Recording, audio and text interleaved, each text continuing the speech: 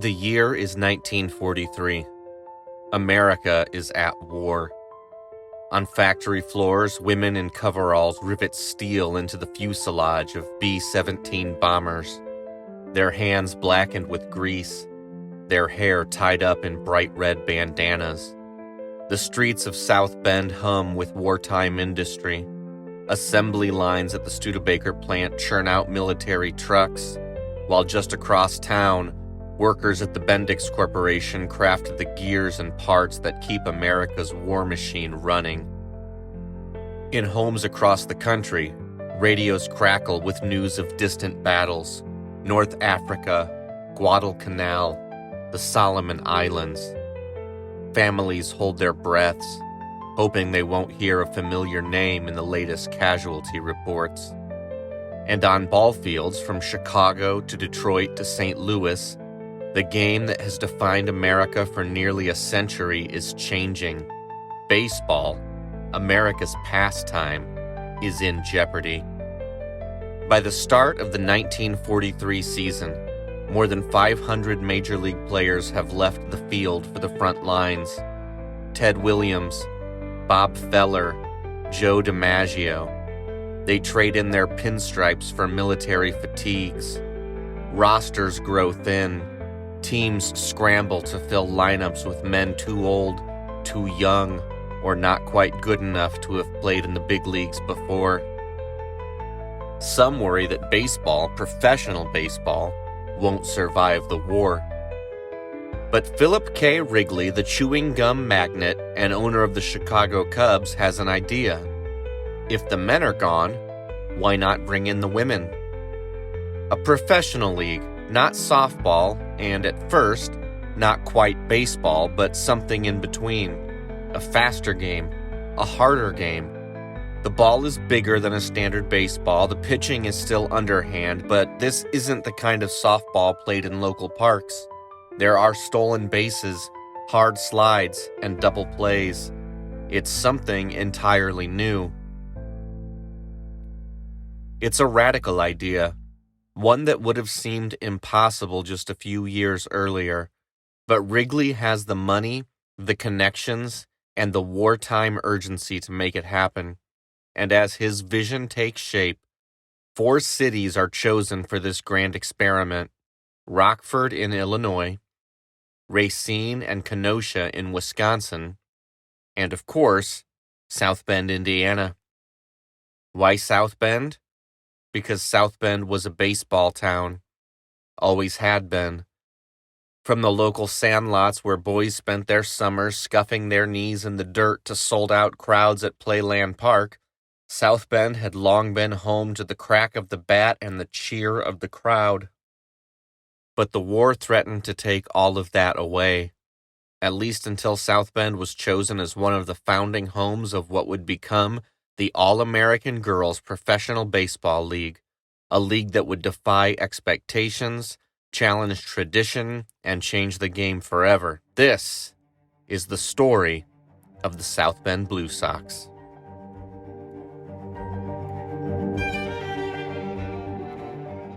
Hello and welcome to A Bend in Time, presented by the History Museum in South Bend. I'm your host, Aaron Helman, and during this series, we are going to dive into the history of the South Bend Blue Sox, possibly the most storied franchise in the brief but shining history of the All-American Girls Professional Baseball League. During the course of this episode, you'll hear fictional advertisements for very real historical companies and products. We do that to help break up the podcast, provide some levity, to include just a little more history than we could otherwise, and to give you a sense of the time and place when and where all of this is happening. The absence of actual paid advertising is made possible by the generous underwriting of the entire series by the All-American Girls Professional Baseball League Players Association. And now, with all that out of the way, let's jump into the birth of the All-American Girls Professional Baseball League and the decision to plant one of its founding teams right here in South Bend, Indiana. Baseball had been through hard times before. It had weathered cheating drama, betting scandals, and even the Great Depression, But nothing had threatened the game quite like World War II. When America entered the war in 1941, baseball kept going. President Franklin D. Roosevelt even encouraged it, sending his now famous green light letter to Major League Baseball Commissioner Kennesaw Mountain Landis. "I honestly feel that it would be best for the country to keep baseball going," Roosevelt wrote. "There will be fewer people unemployed, and everybody will work longer hours and harder than ever before. That means they ought to have a chance for recreation, even more than before." But as the war raged on, even the president's words couldn't change the reality. Baseball was fading. By 1943, many of the biggest names in the game were overseas. Even those who weren't drafted into the service were taking jobs in war industries. The stadiums still opened their gates, but the crowds were smaller. The excitement was waning. And in the smaller towns, the places where baseball had once thrived in factory leagues and semi-pro circuits, the game was disappearing altogether. South Bend felt this loss as much as anywhere. For years, baseball wasn't just something to watch in South Bend. It was something people played. The factory teams were part of the city's identity, made up of men who spent their days on the assembly line and their evenings and weekends under the ballpark lights. But with those men off to war, the teams dissolved, the stands emptied, and that's when Wrigley saw his opportunity. He wasn't just trying to keep baseball alive in Chicago. He was trying to save it in cities and communities across the nation. And of course, ever the businessman, Wrigley also hoped to make a couple of bucks for the effort. At first, he considered a softball league, something that was already established in local circuits. Women's industrial softball teams had been drawing solid crowds for years, but Wrigley wanted something more. Softball wasn't baseball, not in the way that mattered. The fields were smaller, the bases closer, the pitching slow. What he envisioned was a game that felt like real baseball, and so the All-American Girls Professional Softball League, and yes, that was its original name, became something in between. The field was larger than a softball field, but smaller than a professional baseball diamond. The ball itself was bigger than a standard baseball, but smaller than a softball. Pitching at first was underhand, but over time it would evolve. Sidearm in 1946, full overhand by 1948. It wasn't exactly baseball, not at first anyway, but it looked a lot like it. The runners would steal, the infielders would turn double plays, and the players would slide hard into second base, coming up with their skirts stained in dirt and grass. It wasn't exactly pro baseball. Besides the underhand pitching and shorter base paths, there was also the matter of how the teams would be constructed.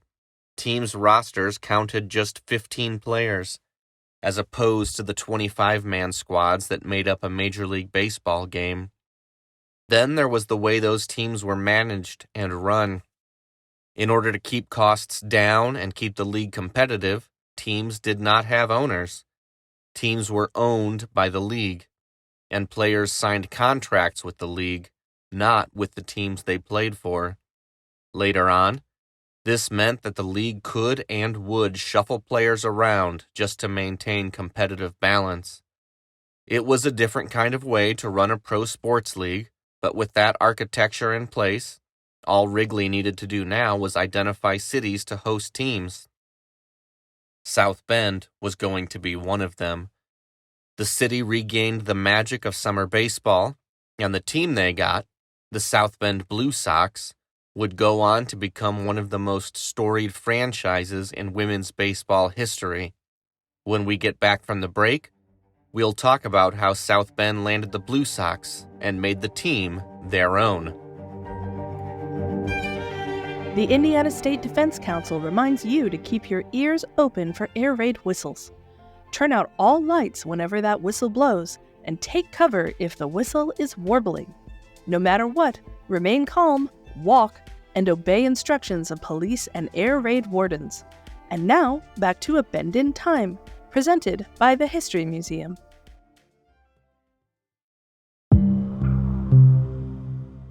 South Bend, Indiana wasn't the biggest city in the Midwest.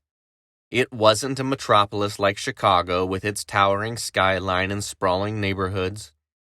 It wasn't an industrial giant like Detroit, where smokestacks stretched toward the sky pumping out Fords and Chryslers.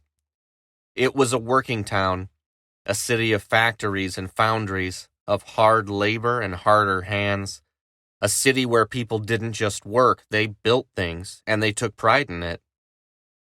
Studebaker had been rolling cars off the assembly line for decades, and during the war, the company turned its production toward military vehicles, cranking out the trucks and amphibious machines that would roll through Europe and the Pacific. Bendix made brakes and landing gear for bombers. The Oliver factory, just a few miles up the road, no longer made plows. It made weapons. South Bend was one of those places that kept America running, and it was also a place where baseball had always thrived.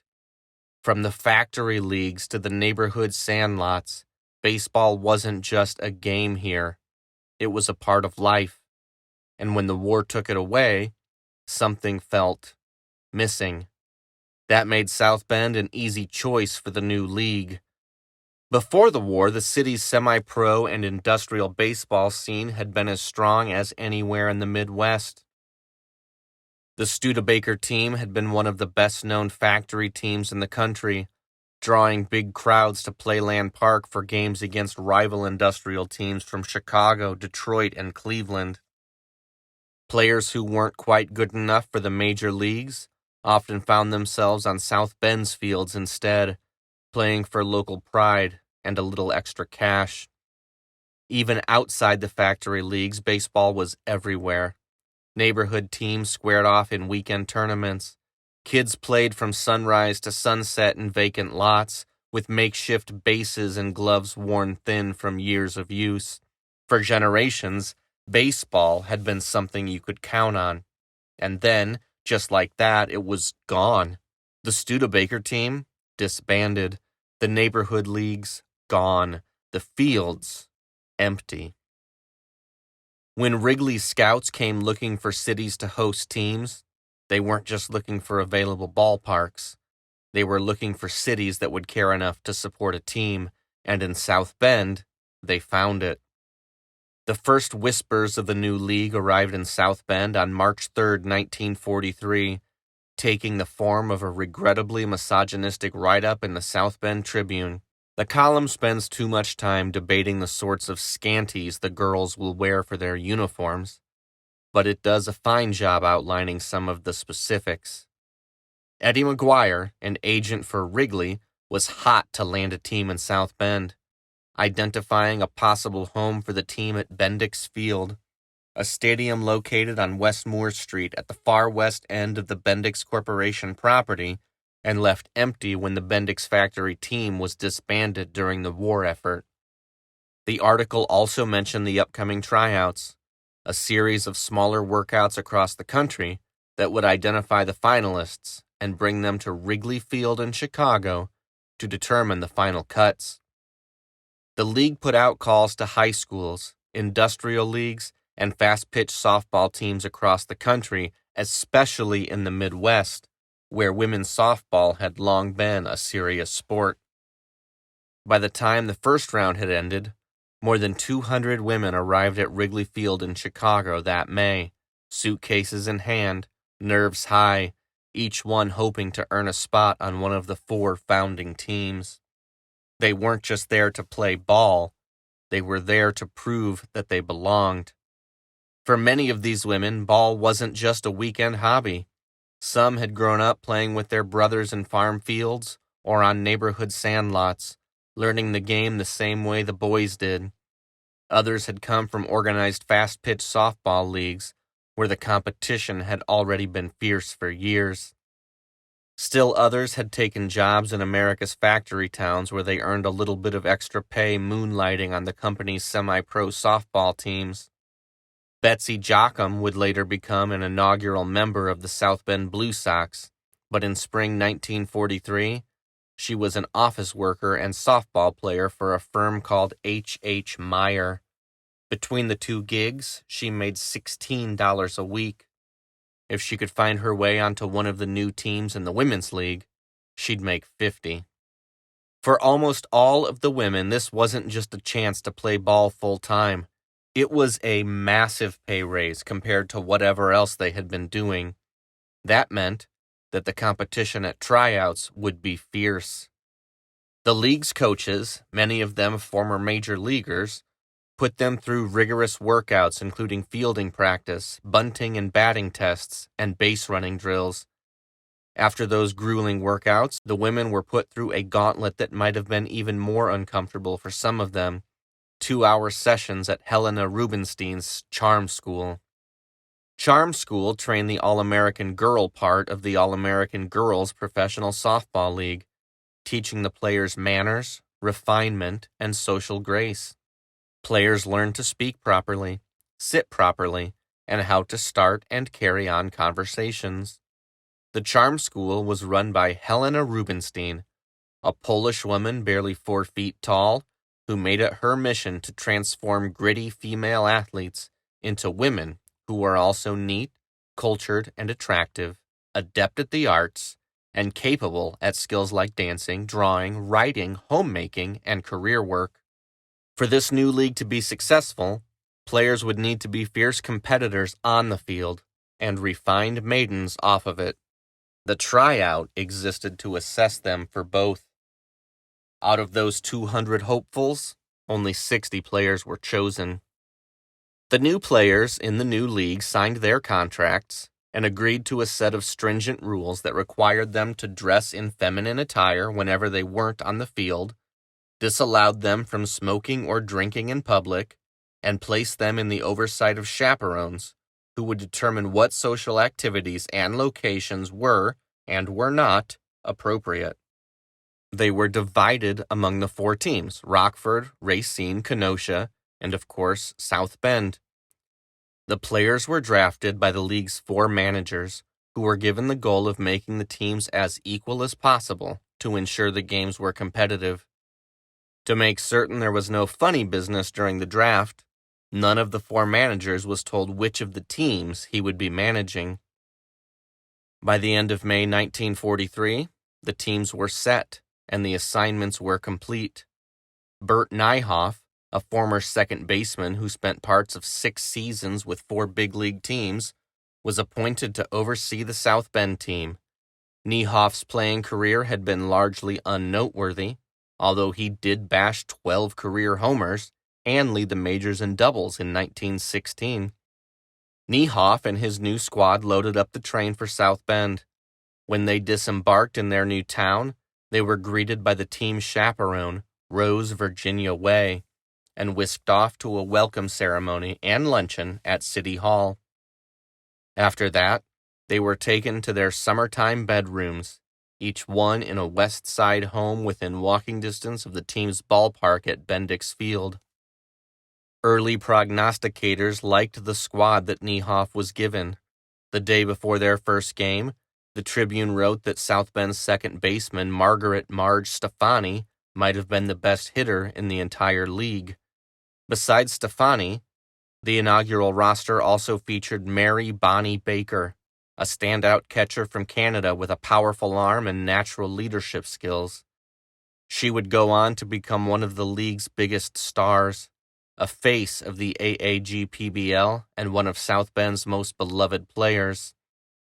Another was the speedy Betsy Sock'em Jochum, who would go on to swipe 354 bases during her 6 years in the league. Then there was Dorothy Dottie Schroeder. Just 15 years old, she was the youngest player in the league and the only one to participate in all 12 of its seasons. So now there was a league, a team, a stadium, a manager, and a roster. There was just one thing missing: a name. It took until 24 hours before opening day for that matter to be settled, but when the team at last received their uniforms, blue pleated skirts, shorts, blouse, stockings, and caps, that matter was settled too. It was the team's business manager, Sam Force, who decided on the name. Now, there was only one thing left to do. It was time to play ball. And when we come back from the break, it's opening day in South Bend, Indiana.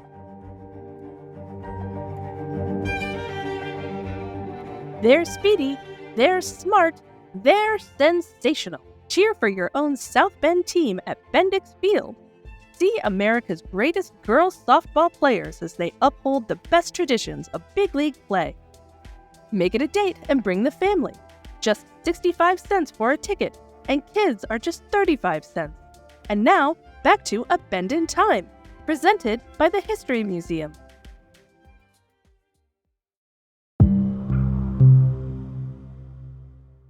It was Sunday, May 30th, 1943, when the South Bend Blue Sox took the field for the first time with an opening day doubleheader against a Rockford squad that was yet to be called the Peaches. The tilts were well attended, 700 at the first game of the Twin Bill and 900 at the nightcap. The fans would not be disappointed. Players for both squads lined up in a victory V during the playing of the national anthem. South Bend Mayor Jesse Pavey threw out the first pitch. Then, it was go time. Margaret Sonny Berger took the hill for the Blue Sox. Berger was a 5'3" right-hander from Florida, and she immediately made a splash in South Bend, striking out 11 and pitching a complete game in a contest that would drag on for 13 innings. Spectators were impressed by the hard-nosed playing style of the women on the diamond, and the Tribune sports editor Jim Costin called the players a revelation. He wrote that the women played for keeps, evidenced by the manner in which they slide, crash into each other, and generally carry on as though they were out for blood. Costin noted the excitement in the ballpark and lauded the impressive fielding of Josephine JoJo D'Angelo in center field. But there was nothing more exciting than the game's ending. Berger had given up 3 runs early, but had locked in as the contest continued, allowing no hits in the last 6 innings of play. By the bottom of the 13th, the 3-3 tie had held since the 5th inning, but it was at last about to be broken, courtesy of the most exciting play in baseball, a walk-off, inside-the-park home run off the bat of Lois Flash Florike. The fans were in a tizzy, the South Bend Blue Sox were 1-0, and given the length of that first game, the rooters barely had time to calm down before the second game of the doubleheader began. That second game was a sloppier contest, largely on account of fatigue, thin rosters, and bad weather. The contest featured 14 walks, 8 wild pitches, and 28 stolen bases, 21 of which were swiped by the South Benders. But once again, the home fans would be the ones left with something to cheer. The South Bend Blue Sox delivered a 4-run rally in the bottom of the 8th to retake a lead that they would not relinquish. By the time the lights at Bendix Field were switched off, the Blue Sox had secured a 12-9 victory and dropped Rockford to a record of 0-2. The home team was still undefeated. It was a good way to start the season.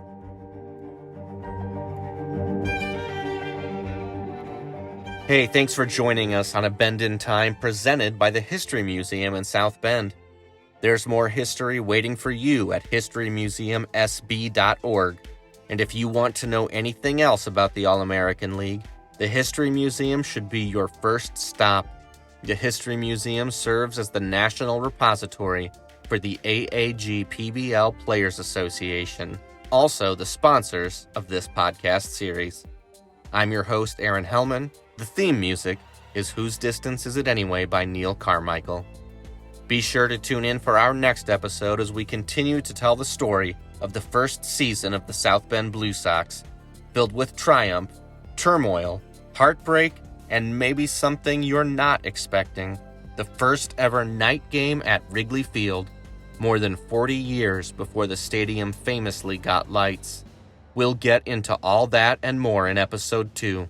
Until then, keep learning new things, and remember, everything is fascinating as long as you stay curious.